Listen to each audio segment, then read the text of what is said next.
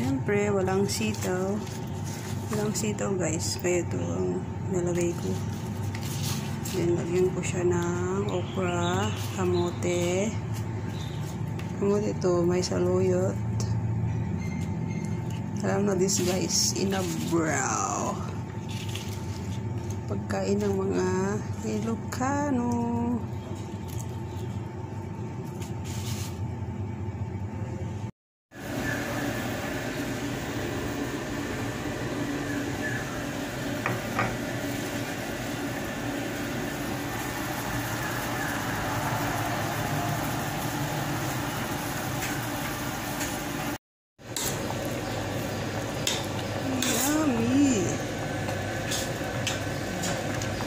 Okay na yan guys, patayin na.